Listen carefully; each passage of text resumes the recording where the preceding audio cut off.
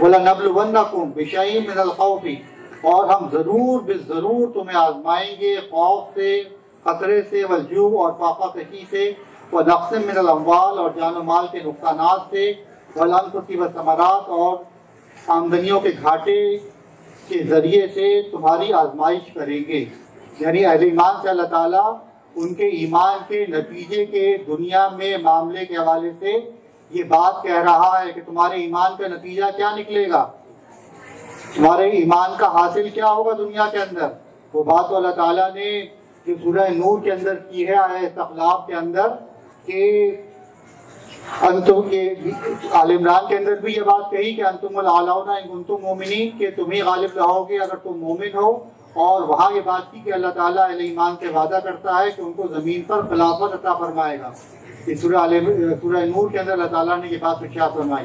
तो ये वादे और ये बात जो बुलंद होने के, फतामंद होने के, सूरह फतह के अंदर जो बात इरशाद फरमाई, वह उखरा तुहिब्बूनहा नस्रुम मिनल्लाहि व फतहुन करीब, और वो दूसरी बात कि अल्लाह की तरफ से मदद और करीबी में हासिल हो जाने वाली फतह, वो भी हम तुम्हें अता करेंगे।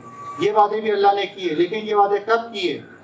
ये वादे जब किए जब इन आजमाइशों से गुजर जाओगे कि हम तुम्हें ज़रूर आजमाएंगे खौफ व खतर से, फाका कशी से, जान माल के नुकसानात से और आमदनियों के घाटे में मुब्तला करके तुम्हारी आजमाइश करेंगे।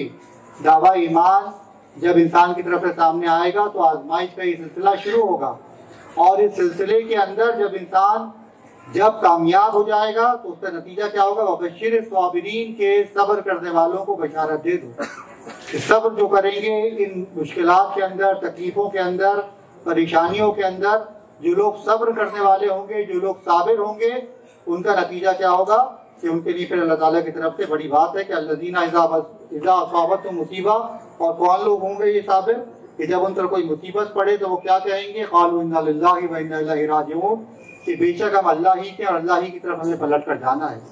उलाइका अलैहिम सलवातु मिन रब्बिहिम व रहमा, और उन पर उनके रब की तरफ से बड़ी इनायात होंगी, उसकी रहमत उन पर साया करेगी। और ऐसे ही लोग सच्चे हैं और यही लोग जो है रायाब हैं, यही लोग हिदायत पाने वाले हैं।